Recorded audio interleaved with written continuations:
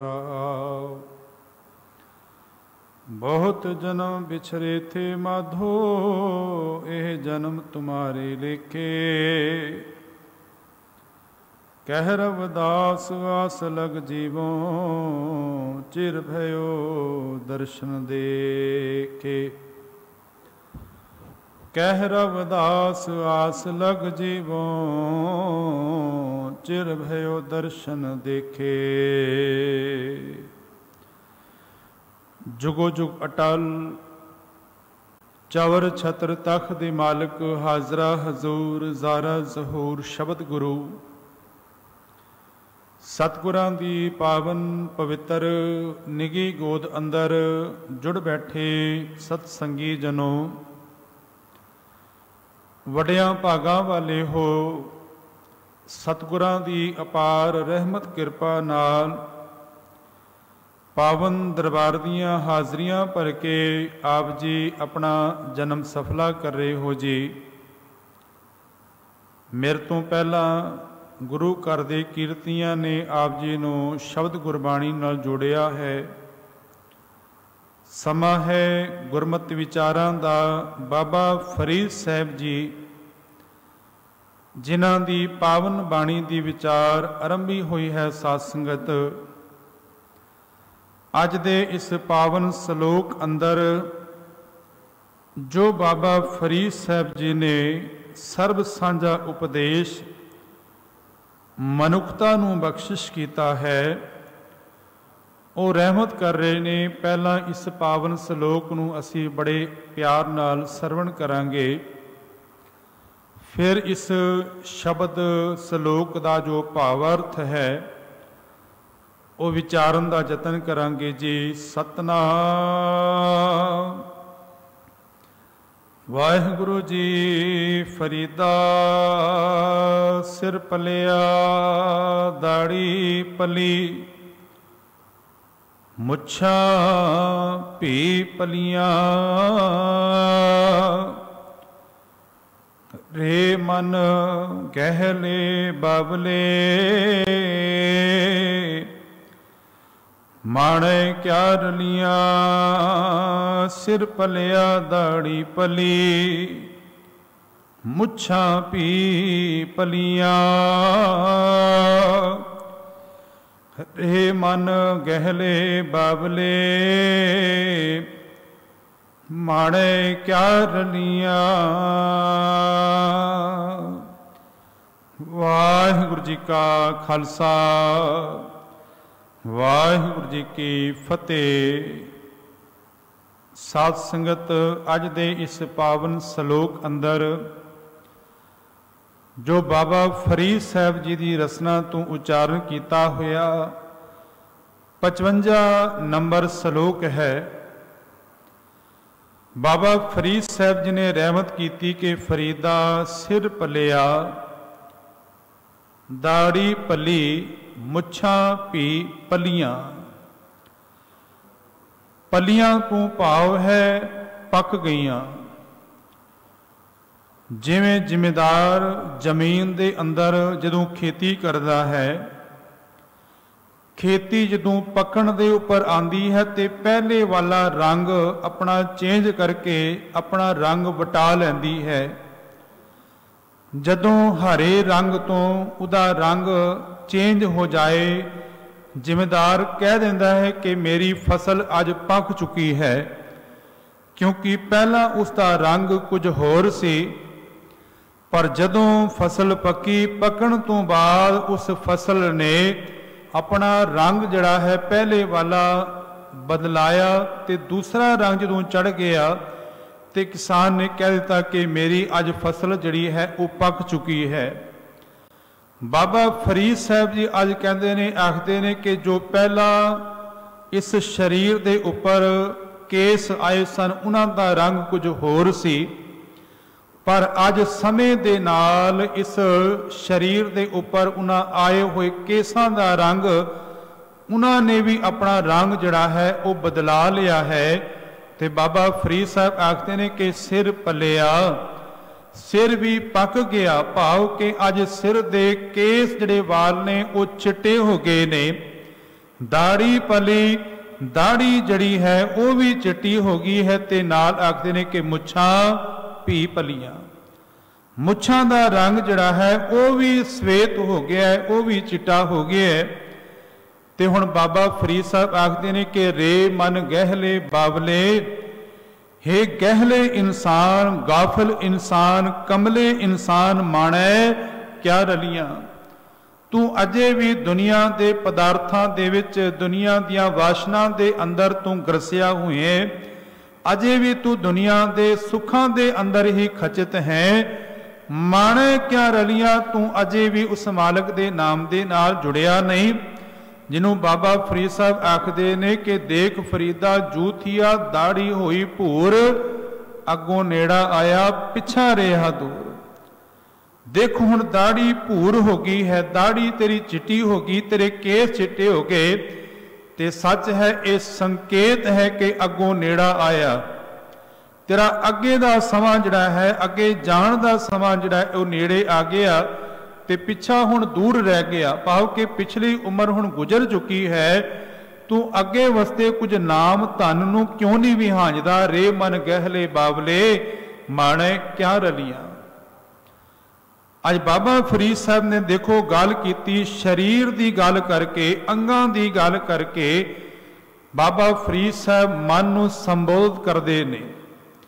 बाबा फरीद साहब ने इंसान नूं समझाया कि ए इंसान, तेरे केस जिहड़े ने वो दुध वर्गे चिट्टे हो गए, दाढ़ी दे वाल चिट्टे हो गए, मुछां तेरियां वो चिट्टियां हो गईयां, ते अजे भी दुनिया दे सुखां दे अंदर, वासनावां दे अंदर तू टिकिया हुए। तू अपना अगे अजे चेता ही नहीं करदा, तेरा अग्गा जिहड़ा है वो आने वाला है। इसलिए बाबा फरीद साहब ने अज मन नूं जिहड़ा है वो झंझोड़िया है, मन नूं सुचेत किया है। तन की कमजोरी दे नाल, तन दे ढलण दे नाल, शरीर दे बदलण दे नाल बाबा फरीद साहब ने अज मन नूं संबोधित किया है। हुण वो दरवेश बाबा फरीद साहब तुरे जा रहे ने, ते तुरदियां होइयां एक दरख्त दे थल्ले जाके खड़े होए, ते बाबा फरीद साहब कहन लगे कि 4 दिन पहले इस दरख्त के थलों लंघिया, इस दरख्त के जिहड़े पत्ते सन वो हरे सन, पर जिवें ही रुत बदली, रुत दे बदलण दे नाल, समय दे बदलण दे नाल जिहड़े 4 दिन पहला हरे पत्ते सन, अज उन्हां हरे पत्तियां ने अपना रंग जिहड़ा है वो वटा लिया है, अज पीले सुरख हो गए ने। देखो जदों पतझड़ दा समा आया, ते जड़े हरे पत्ते सन दरख्तां दे नाल, वनस्पति दे नाल, उन्हां हरे पत्तियां ने अपना रंग वटाया, वो पीले दे विच कन्वर्ट हो गए, पीले रंग दे विच।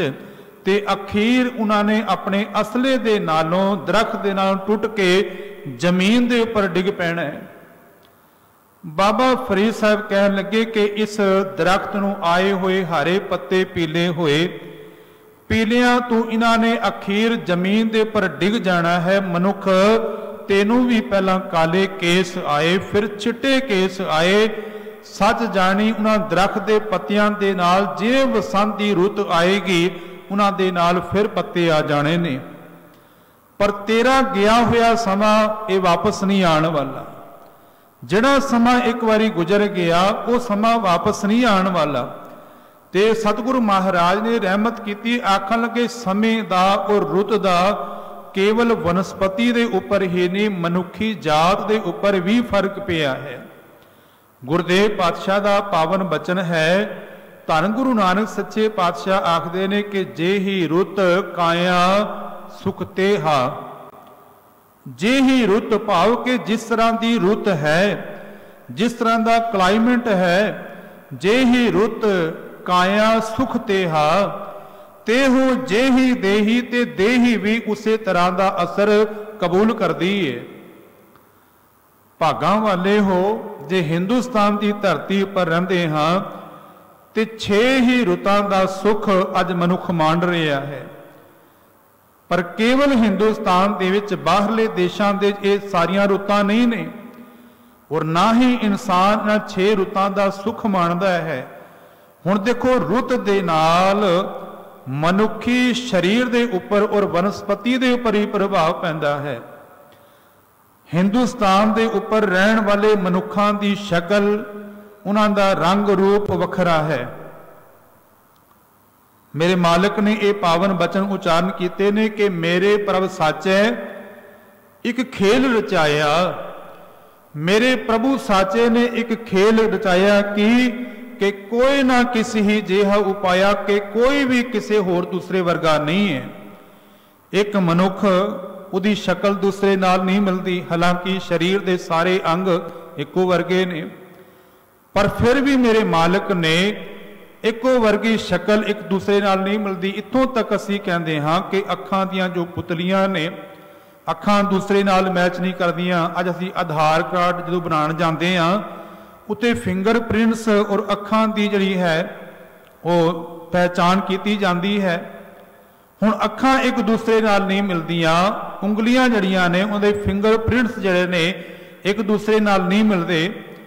मेरे पातशाह आखदे ने कि मेरे प्रभु साचे एक खेल रचाया, कि मेरे प्रभु साचे ने एक खेल रचाया कि कोई ना किसी ही जिहा उपाया कि कोई भी किसी वर्गा नहीं, सारे वखरे वखरे ने, उन्हां दे सुभाव वखरे ने, उन्हां दी बोली वखरी है, उन्हां दे अंदर दी रमज वखरी है।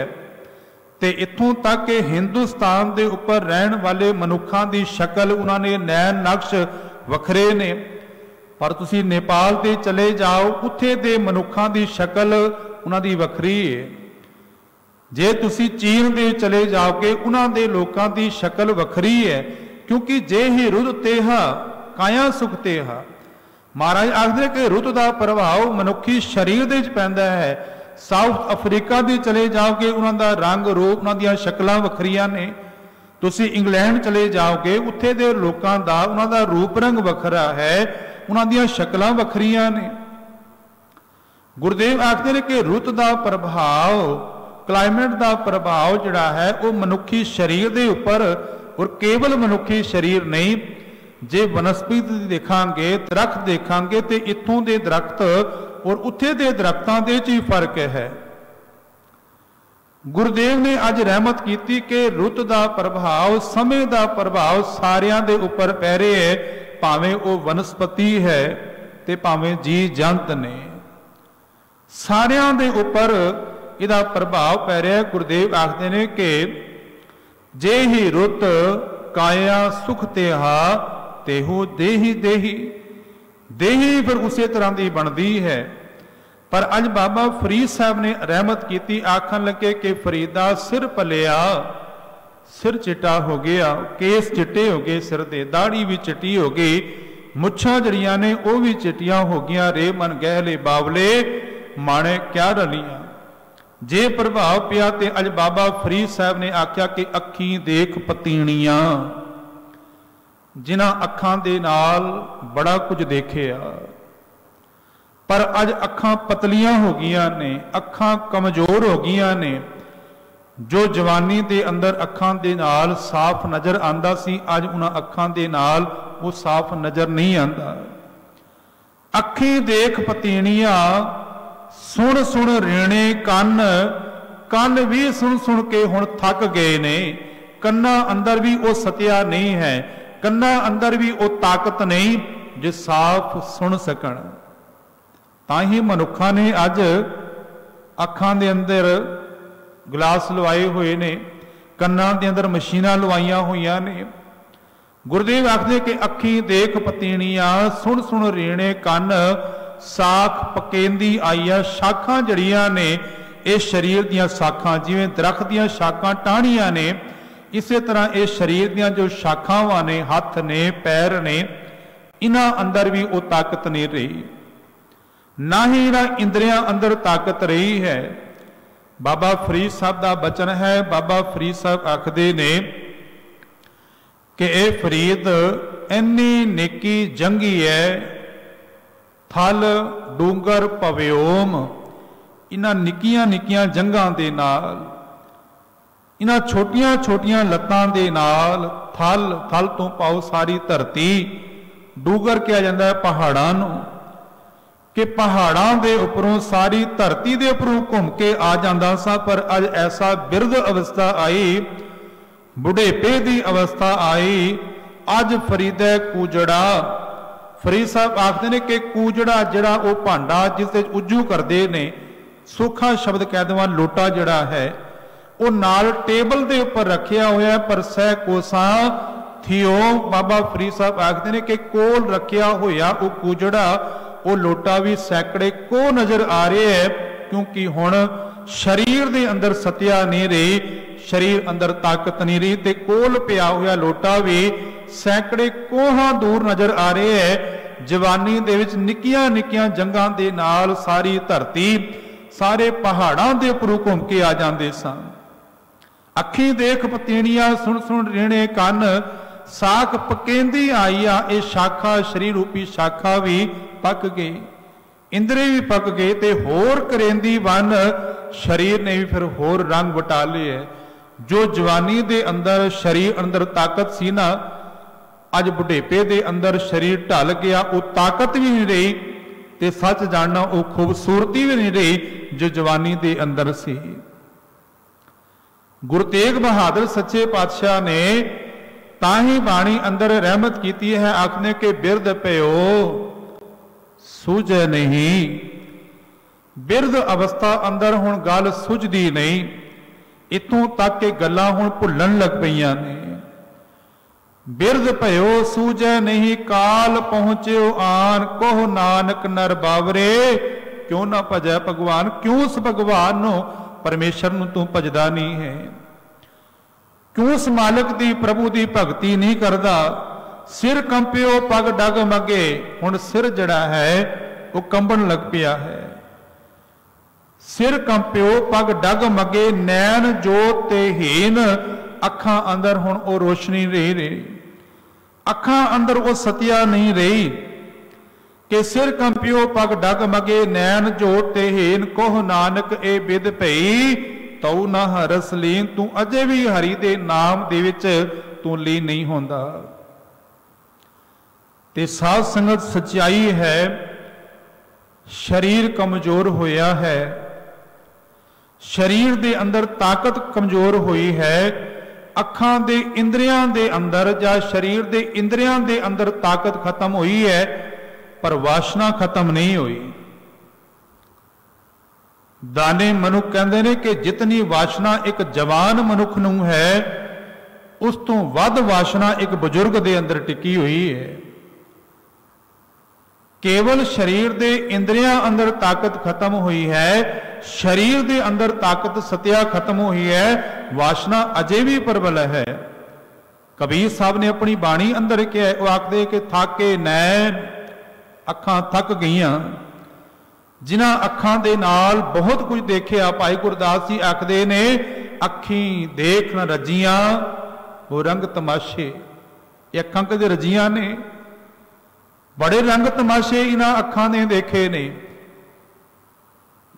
ते धन कबीर साहब जी आखते ने कि थाके नैन सरवन सुन थाके, कान भी थक चुके ने, कन्ना अंदर भी ताकत खत्म हो चुकी है। थाकी सुंदर काया, ये शरीर जो सुंदर सी किसी वेले ये भी थक गया, ये भी कमजोर हो गया।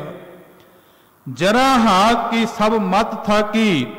कबीर साहब आखते ने जरा तू पाओ बुढ़ेका वा, हाक तू पाओ आवाज, ते मत तू पाओ अकल। कहने कि जरा हाक की सब मत हाकी, आवाज थक गई है बुढ़ेपे दे विच आके, जरद दे विच आके, अकल जड़ी है ये भी कमजोर हो गई है। एक न थाकस माया, अंदर दी माया, अंदर दी वासना अजे नहीं थकी। जितनी बुजुर्ग दे अंदर है उतने जवान दे अंदर ही वासना नहीं। हुण भावें अखां दे नाल नजर नहीं आंदा, पर वासना फिर भी टिकी हुई है। शरीर अंदर खाण दी ताकत नहीं है, पर चाहता है कि कुछ होर खाधा जाए। शरीर दे इंद्रे कमजोर हो चुके ने, पर मनुख खाना चाहता है, भावें मिठा ही क्यों ना खाना चाहे। ते वासना भावें कन्ना दे राही, भावें जबान दे राही वो लेना चाहे, वासना अजे भी टिकी हुई है। ते कबीर साहब ने फिर रहमत की, आखदे ने कि थाके नैन श्रवण सुन थाके, थाकी सुंदर काया, जरा हाक की सब मत थाकी, एक न थाकस माया बावरे, तै ज्ञान विचार ना पाया, बिरथा जन्म गवाया। अपना जीवन तू व्यर्थ गवा लिया है।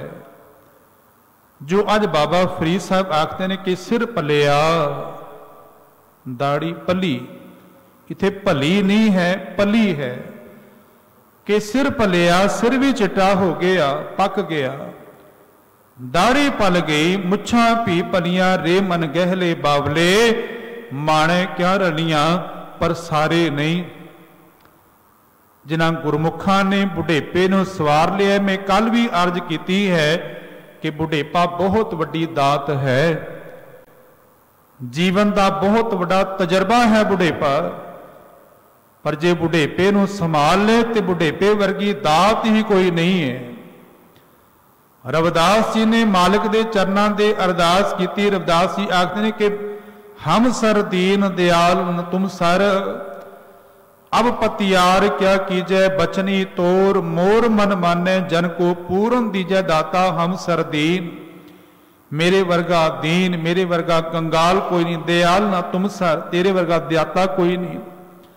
मैं की प्रगटावा करा कि बचनी तोर मोर मन माने, तेरे बचना ते मेरा मन चलनों तैयार होया, जन को पूर्ण दीजै।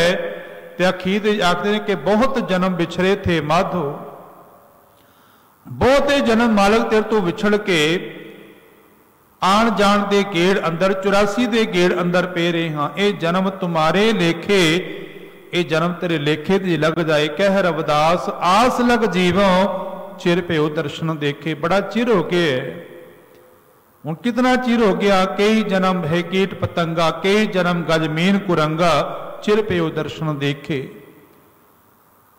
हूँ आया दूरों चल के मैं, तकी तो शरणाए जियो, चिर प्यो दर्शन देखे।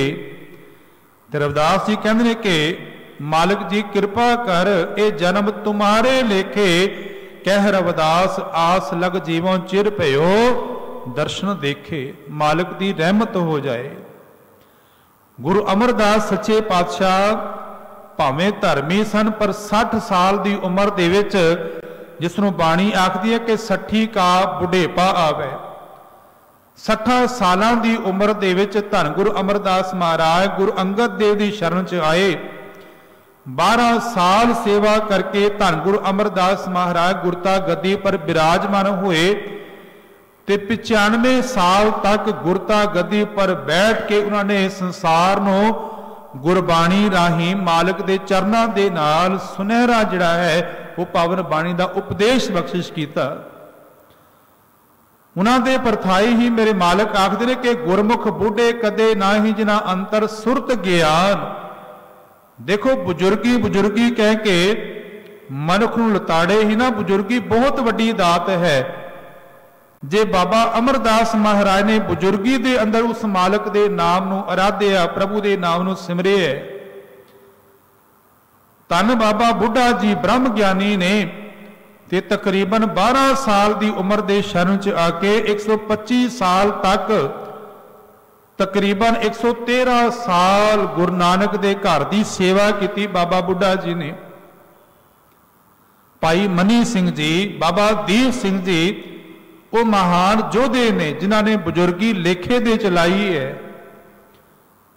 श्रीमान भाई साहब भाई गुरदास जी का बड़ा सुंदर बचन है। भाई गुरदास जी आखते ने कि जे नाव दे विच चलदियां होइयां नाव टुट जाए, उहदे च पानी भर जाए, नाव डुबण दे च आ जाए, तो भाई गुरदास जी कहते हैं कि उस नाव दे विच जो कुछ तू बचा सकदा है उन्होंने बचा लै। ये ना सोची कि नाव डुबण दे उपर आ रही है, मैं हुण इसे दे अंदर ही डुब जावांगा। अपना भी बचा कर, ते जे समान कुछ बच सकता है ना, तो उस नाव दे चों समान नूं बचा लै डुबण तो पहला। भाई गुरदास ने दूसरी गल की, आखन लगे जे घर दे च अग लग जाए, 90% समान सड़ जाए, तो जो 10% समान बच गए घट तो घट उस 10% समान नूं ते संभाल लै। अग दियां लपटां तो उन्होंने ते बचा लै। ते रस्ते दे तुरदियां होइयां व्यापारी नूं जे लुटेरे पै जाण, लुटेरे सारा समान लुट के लै जाण, जो समान बचे है भावें वो 10% 5% ही बचे है, व्यापारी जे उसनूं ही बचा ले तां भी भला है। भाई गुरदास जी आखते ने कि जे हो सकता है कि बुढ़ेपा आ गया है, जवानी लंघ गई, बचपन लंघ गया, हुण बुढ़ेपा अखीरला पंद है, 10% तेरे जीवन दे च जिंदगी रह गई है, ते उस 10% नूं ही मालिक दी भगती दे नाल जोड़, तां भी तेरा जीवन सफला हो जाएगा। अज मनुख नूं जे बुजुर्ग अवस्था अंदर कहा जाए ना कि नाम जप लो, अमृत पान कर लो, ते मनुख सुभावक कहना भाई ये जन्म ते निकल गया, हुण अगले जन्म दे विच जप लवांगे। जिवें पता होए मनुख नूं भी अगले जन्म विच ही मनुखी देही प्राप्त होनी है।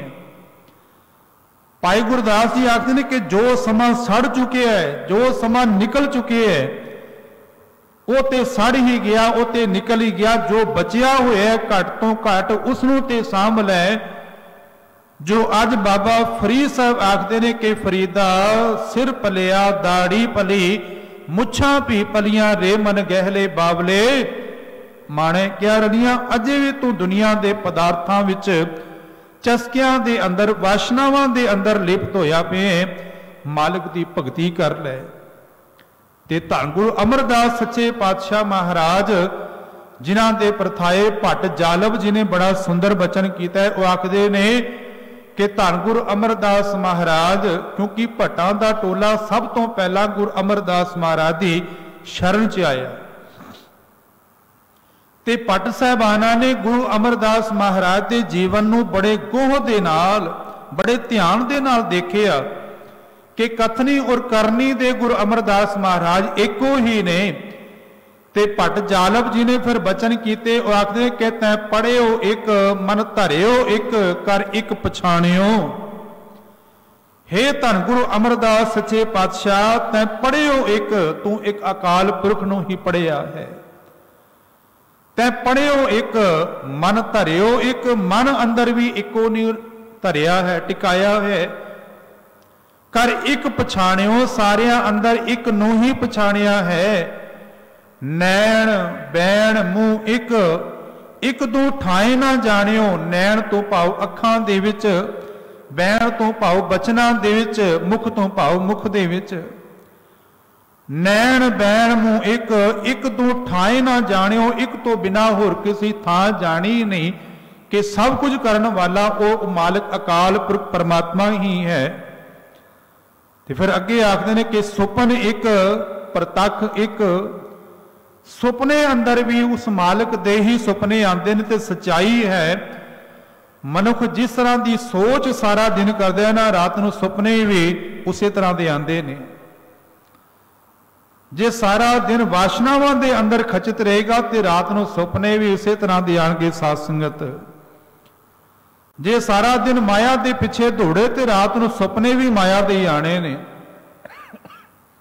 पर जिन्हां ने हिरदे अंदर एक मालिक के नाम अपने हिरदे वसाया, राती सुपने भी फिर वाहिगुरु दे ही आते ने। ताही जो मर्यादा बनी गई, ये हुक्म है कि सिख सोण वेले सोलह साहबाणी का पाठ करे।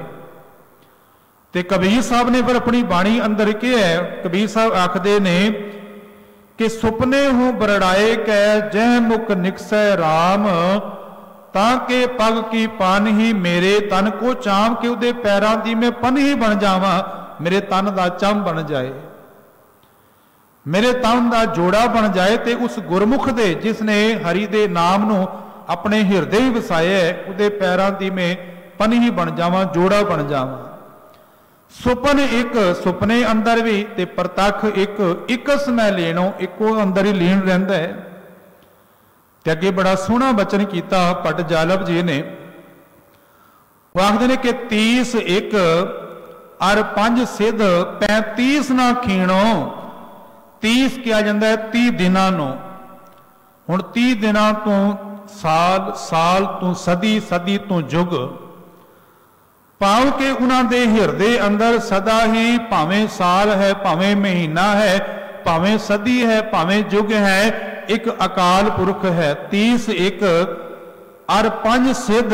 5 सिद्ध तो भाव 5 तत्तां दे विच भाव कि सारी सृष्टि अंदर 35 ना खीणो, 35 तो भाव 35 अखरां दे विच ते 35 अखरां तो ये बाणी बनी है जो धुरकी बाणी है। भाव कि इस बाणी दे विच जो अविनाशी है, जो कदे नाश नहीं होंदा, वो गुरु अमरदास सच्चे पातशाह दे हिरदे अंदर टिकिया हुआ है। इको जे लाख लखों अलख है, उस एक तो ही लखां जी बने ने, उस मालिक तो ही असीं सारे बने आ। इको जे लाख लखों अलख है, पर उन्हां सारे लखां जीवां दे विचों वो अलख है, उन्होंने कोई वर्णन नहीं कर सकता। पर धन गुरु अमरदास तो एक एक कर वर्णियो, तू उस अद्वितीय वाहिगुरु नूं एक एक करके वखाणिया है, बयानिया है। ते अखीर दे आखदे ने गुरु अमरदास जालप भणे, जालप जी ये आखदे ने तू एक सुने एक मनियो, तू इको नूं ही सुनदा है। कि गुरु अमरदास जालप भणे तू एक मन्ने, एक इको नूं अपने हिरदे अंदर मनिया है, इको नूं अपने हिरदे अंदर टिकाया है। सो सतगुरु जी रहमत करते ने, आखते ने कि बुढ़ेपे नूं संभाल लै, ये ना होए जवानी गुजर गई बुढ़ेपा भी किधरे ना गुजर जाए। इसलिए बाबा फरीद साहब ने अज रहमत की, आखन के फरीदा सिर पलिया दाड़ी पली मुछां भी पलियां, रे मन गहले बावले माने क्या रलियां।